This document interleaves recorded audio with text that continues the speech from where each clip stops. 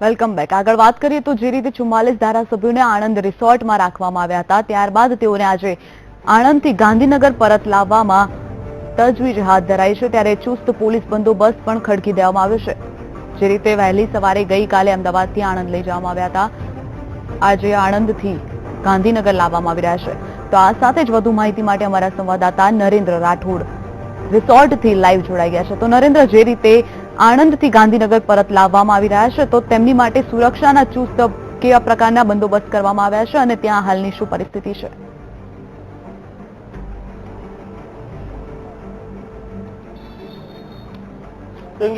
અનેક રાજકીય ડ્રામાઓ બાદ આજે આખરે દિવસ આવી ગયો છે કે જ્યારે તમામ ધારાસભ્યો મતદાન કરવા માટે નીકળનાર છે. અત્યારે અમે અહીંયા જે નિજાનંદ રિસોર્ટ છે ત્યાં જ છીએ અને થોડી વારમાં જ તમામ ધારાસભ્યો અહીંયાથી નીકળશે મતદાન કરવા માટે, રાજ્યસભા માટે. થોડી વાર બાદ અહીંયાથી નીકળનાર છે. પહેલાની તમામ તૈયારીઓ અત્યારે પૂર્ણ કરી દેવાઈ છે. જોઈ શકાય છે કે ચાહે પોલીસ બંદોબસ્ત હોય અથવા તો યુથ કોંગ્રેસના તમામ જે કાર્યકર્તાઓ હોય અહીંયા પહોંચી ચુક્યા છે અને થોડી વારમાં તેઓ તમામ અહીંયાથી નીકળનાર છે. પહેલા અહીંયા અહેમદ પટેલ અને ભરતસિંહ સોલંકી પણ આવી પહોંચ્યા છે કે જેઓ પણ અહીંયાથી એમને લઈને સાથે નીકળનાર છે. ગતકાલ સાંજ સુધી તમામ જે બેઠકોનો દોર છે તે અહીંયા ચાલી રહ્યો હતો. પહેલા ભરતસિંહ, અહેમદ પટેલ સહિતના તમામ નેતાઓ ગતકાલ સાંજે પણ પહોંચ્યા હતા. 4 કલાક સુધી તમામ મિટિંગો હોય, કેટલાક ધારાસભ્યોને વન ટુ વન મળવું હોય, એ તમામ બાબતો ચાલી હતી અને ગતકાલે જ તમામ જે ધારાસભ્યો છે એમની પાસે મોક વોટિંગ પણ કરાવવામાં આવ્યું હતું કે આજે જે મતદાનની પ્રક્રિયા ચાલનાર છે એની અંદર કોઈ એમનાથી ચૂક ના રહી જાય, કારણ કે એક મત ખૂબ જ મહત્વનો હોય છે. એટલે એ તમામ બાબતોને ધ્યાને રાખીને ચાહે રાજકીય જે સિનિયર નેતાઓ છે એમના દ્વારા પણ માર્ગદર્શન આપવામાં આવ્યું હતું. ઉલ્લેખનીય છે ગતકાલ સુધીની એટલે કે બપોર સુધીની જે સ્થિતિ હતી એ ખૂબ અલગ જોવા મળી રહી હતી.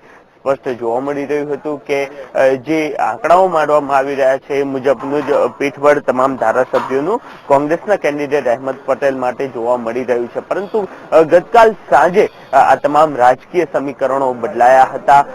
એનસીપીના જે 2 વોર્ડ છે તે પણ બીજેપીને મળવાની બાબત સામે આવી છે. આ સિવાય નલિન કોટડિયાનો વોર્ડ છે એ પણ ભારતીય જનતા પાર્ટીને જાય તેવી શક્યતાઓ જોવામાં આવી રહી છે. જેડીયુનો મત પણ એ રીતનું જ કહી છે. એટલે ગતકાલ સાંજથી તમામ જે રાજકીય સમીકરણો છે તે ધીરે ધીરે બદલાયા છે અને ત્યારબાદ ગતકાલ સુધી જ્યારે અહેમદ પટેલ અહીંયા પહોંચ્યા હતા તેમની સાથે વાતચીત થઈ હતી.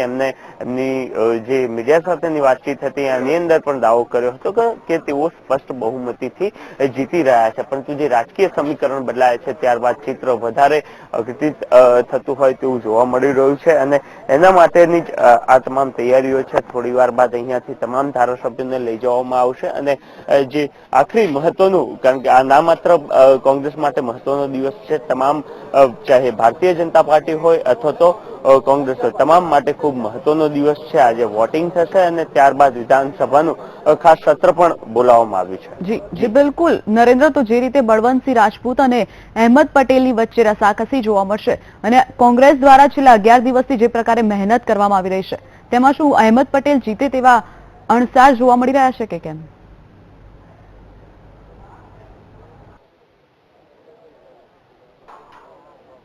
જી, ગતકાલ સાંજ સુધીની સ્થિતિ જે હતી જે પ્રમાણે જણાવ્યું ખૂબ અલગ જોવા મળી રહી હતી. પરંતુ જે પ્રકારના રાજકીય સમીકરણો સર્જાયા છે ત્યારબાદની સ્થિતિ બદલાઈ છે અને એના કારણે ગતકાલ સાંજે તેઓ અહીંયા પહોંચ્યા હતા. તમામ લોકો સાથે વાતચીત કરી હતી.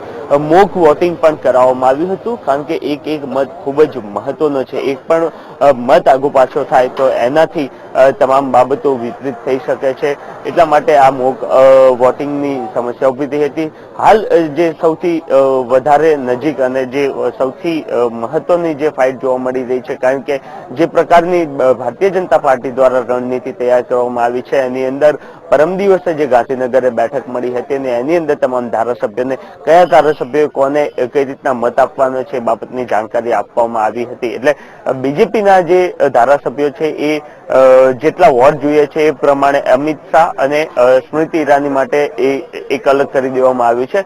પરંતુ જ્યાં મતો ખૂટી રહ્યા છે એ બળવંતસિંહમાં છે અને સામે અહેમદ પટેલમાં છે. એટલે મૂળ બંને કોંગ્રેસીઓ છે અને ત્યારબાદ તેઓ બીજેપીમાં આવે છે અને આજે તેઓ બીજેપીમાંથી રાજ્યસભામાં ઝંપલાવી રહ્યા છે. એટલે એ બંનેમાં જોવા મળી રહ્યું છે. કેટલાક ધારાસભ્યો બીજેપીના છે એ એમને જ્યારે પક્ષ સાથે સંકળાયેલા છે એ મત આપનાર છે.